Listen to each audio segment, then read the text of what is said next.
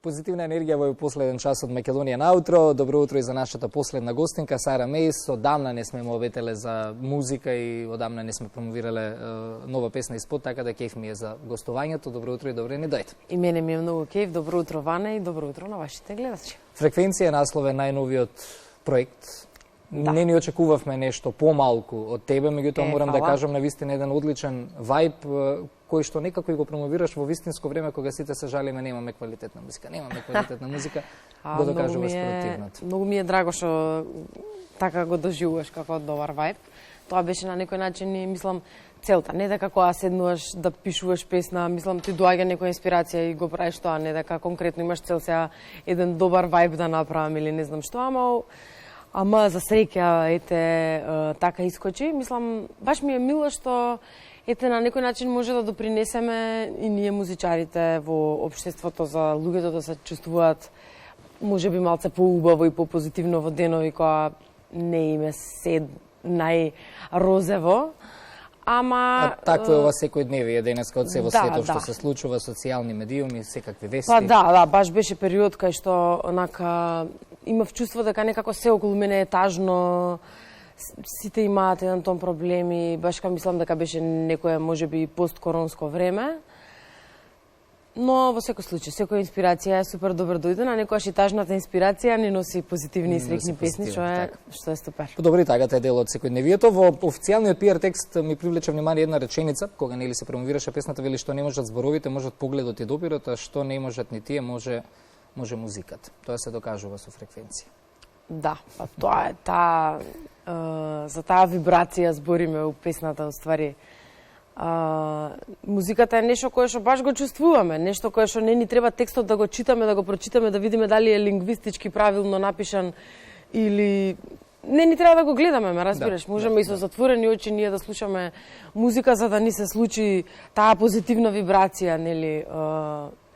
Сме сведоци дека и глуви луѓе со оштетување на слухот играат на музика што е еден прекрасен дар од универзумот, не знам, музиката е многу пати во животот, онака си викавам, фала ти универзумот што ова ми е работа и што навистина со ова се занимавам, заради тоа што е еден свет во кој што и да ти се случува на страна во животот, да речеме, како што кажавме пред малку, да, сите имаме тажни денови и тагата е дел од секојдневието, но можеш да влезеш во овој свет и да се изолираш од се, да си направиш да ти е некако посебно.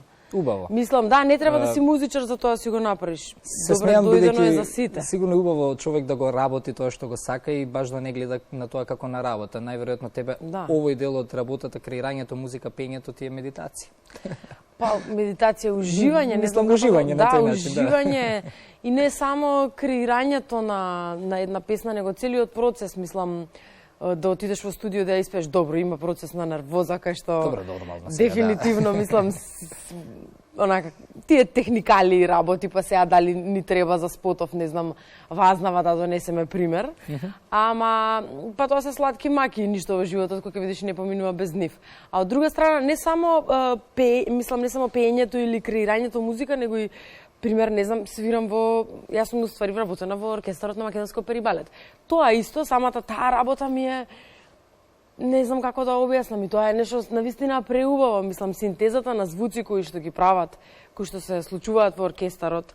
Не знам, пример, јас седам до кларинети, слушаш, не знам, кларинети и фаготи свират нешто, не знам, мислам, стварно убава работа. Имам и стварно музиката е една прекрасна работа и стварно е супер луѓево да слушаат што е можно поише музика, без разлика дали таа е класична или популарна или хип-хоп или на кој што и да му се допаѓа. Све она што те прави да се чувствуваш, да вибрираш на убава фреквенција е супер. Тоа е тоа. Македонската публика докажува многу пати низ годиниве наназад дека знае да цени квалитетна музика, знае да цени квалитетен проект. Еве, твојот случај, например, и не само за последниот за фреквенција, така да очигледно тоа и на вас музичарите ви е голем ветер во грб. Низ сите премрежја што поминуваме и во однос на кичот и на културата, сепак си го задржавме оној специфичен и убав музички вкус, ако го гледаме и нашето обкружување, нели тоа што се сервира денес. Дефинитивно во време кај што, не знам, идентитетот се распаѓа, не знам, све се распаѓа, сега да не алудирам на некои работи. Многу работи во нашава држава, за жал, одат во насока во која што можеби и не ни се допаѓа вака како македонци, барем јас за мене лично веќе зборувам, нели? И знаеш, позитивно е се што ќе допринесеш плюс за што ќе остане. Јас често пати знам да кажам дека песна е историја која ќе останува за секојаш и затоа треба да се потрудиме да тоа звучи добро, нели, со продуцентот кој што ја микса песната, да тоа изгледа добро, со режисерот кој што го прави видеото, пејачот кој што ќе ја испеја да ја донесе на начин убав, заради тоа што тоа останува за секојаш. Нешто сакава ти кажам, ми летна... Ако се сетиш ке ми кажеш. Тргнав на широко да ти го зборам, ама не знам што точно ми беше целта. Добро, но и ова беше добра поента. Се враќам на фреквенција, музиката и текстот се твои, анажманот и продукцијата на Иван Петровски. Да. Така? Кој го работеше видеозаписот? Шемко го работеше видеозаписот, Томислав Живковиќ го работеше колорот и ефектите на видеото. Ми текна што сакав преска да ти кажам. Ајде, да се кажам, ако се сетиш ке ми кажеш, нема проблем. Сега ќе ти кажам дека е многу добро дојдено во период кој што нели знаеме дека на некој начин не е совршен во спореда со 2000-те, да речеме, кога ние сме биле клинци, како што ни кажа Златново детенце. Ни кажат. И кога сме слушале македонска музика и кога не сме требале да прегледаме, не знам дали е совршено напишана, него вајбот сме го слушале. За разлика од тогаш, сега да кажеме на некој начин помалце се слуша. Децава поише слушаат, да речам, странски песни на некој начин, но е премногу за мене неизмерно, сум благодарна и е драгоцено кога луѓе ти ја сакаат песната и кога сваќаш дека да, има луѓе кои што те поздравуваат за она што го правиш, кои што ти пишуваат позитивни критики, кои што ти ја споделуваат песната, ти даваат поддршка на социјални медиуми. Тоа е тој ветар во грб. Да, си викаш, да, тоа е тоа, вреди. Дефинитивно. Но и вака кога те гледам и кога те слушам, дефинитивно уметници на оваа држава како тебе требаат, посебно во вакви периоди, дефинитивно на луѓето им фалат убави и квалитетни песни, музички теми.